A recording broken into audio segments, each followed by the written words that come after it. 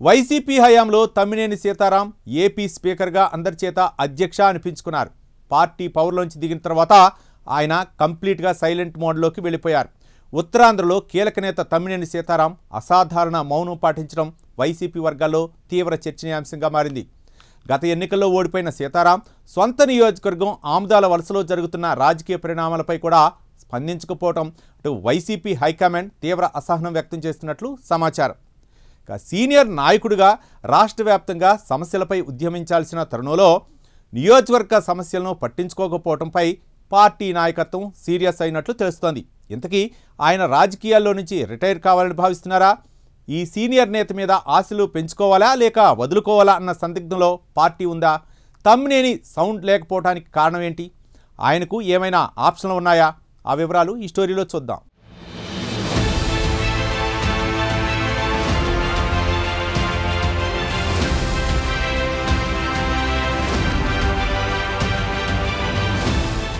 ఆంధ్రప్రదేశ్ మాజీ స్పీకర్ తమ్మినేని సీతారాం ప్రస్తుతం సైలెంట్ మోడ్లోకి వెళ్లిపోయినట్లుంది. అప్పుడప్పుడు కనిపిస్తున్నారు. కనీసం తన నియోజకవర్గమైన ఆముదాల వలసలో జరుగుతున్న పరిణామాలపై కూడా తమ్మినేని స్పందించకపోతుండటంపై వైసీపీ హైకమాండ్ అసహనం వ్యక్తం చేసినట్లు తెలిసింది.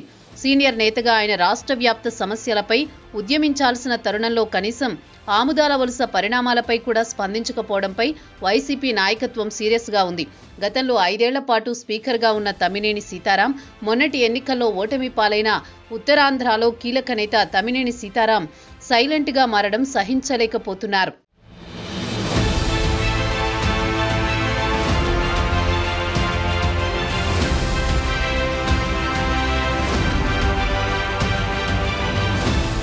తమ్మినేని గత కొద్ది రోజుల నుంచి పార్టీ కార్యక్రమాలకు దూరంగా ఉంటున్నారు. ఆయన తెలుగుదేశం పార్టీతో తన పొలిటికల్ కెరియర్ స్టార్ట్ చేశారు. 1983 నుంచి మొదలు పెడితే 1999 దాకా వరుసగా 4 సార్లు గెలిచారు. మధ్యలో ఒకసారి ఓడారు. ఒక 2004లో ఓటమి తర్వాత ఆయన రూటే సపరేట్ అనుకున్నారు. 2008లో ప్రజారాజ్యంలో చేరిపోయారు. 2009లో పోటీ చేస్తే ఓటమి వరించింది. 2014లో వైసీపీలో చేరినా అదే ఫలితం వచ్చింది. 2019లో గెలుపు పిలుపు వినిపించింది. ఇది మంత్రి పదవి కావాలని ఆయన పెట్టుకున్న ఆశలను కాదని జగన్ ఆయనకు స్పీకర్గా చేశారు. 5 ఏళ్లు ఆ పదవిలో ఉన్న తమ్మినేని 2024లో మరోసారి పోటీ చేసి భారీ ఓటమి మూటగట్టుకున్నారు. ఆనాటి నుంచి తమ్మినేని మౌనవ్రతం పాటిస్తున్నారు. 2019 ఎన్నికల్లో గెలిచి వైసీపీ అధికారంలోకి రావడంతో స్పీకర్గా పనిచేశారు. 5 ఏళ్ల పాటు ఆయన ఏపీకి స్పీకర్గా బాధ్యతలు నిర్వర్తించారు. రాజకీయాల్లో ఓటములు సహజం. ఓడిపోయినంత మాత్రాన పార్టీని వదిలేసుకుంటే ఎలా అన్న ప్రశ్న క్యాడర్ నుంచి వస్తోంది.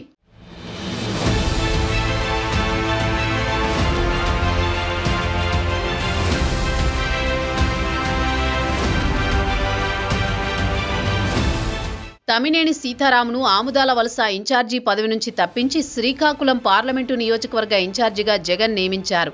1999 నుంచి టీడీపీ నుంచి ఆముదాల వలసలో గెలిచిన తమ్మినేని సీతారాంకు తర్వాత ఎమ్మెల్యే కావడానికి 10 ఏళ్ల సమయం పట్టింది. వైసీపీ నుంచి 3 సార్లు టికెట్ పొంది ఒక్కసారి మాత్రమే గెలిచారు. తమ్మినేని సీతారాం తన సమీప బంధువు టీడీపీ ఎమ్మెల్యే కూన రవికుమార్పై కనీసం విమర్శలు చేయడానికి కూడా ఎందుకు వెనకడుగు వేస్తున్నారన్న అనుమానాలు అందరిలోనూ కలుగుతున్నాయి.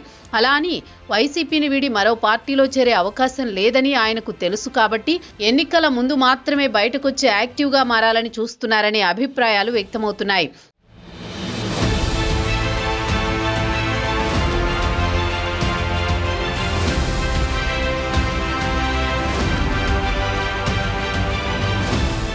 ఏది ఏమైనా సీనియర్ నేత తమ్మినేని సీతారాం మౌనంగా ఉండడం వైసీపీలో అంతర్గత చర్చలకు దారితీస్తోంది.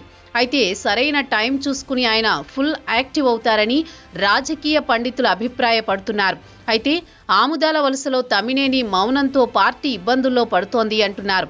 మొత్తం మీద చూస్తే ఈ సీనియర్ నేత మీద ఆశలు పెంచుకోవాలా లేక వదులుకోవాలా అన్న సందిగ్ధంలో అయితే పార్టీ ఉందని ప్రచారం అయితే సాగుతోంది. చూడాలి మరి ఆయన ఫుల్ యాక్టివ్గా ఎప్పుడు జనంలోకి వస్తారో అని అంటున్నారు.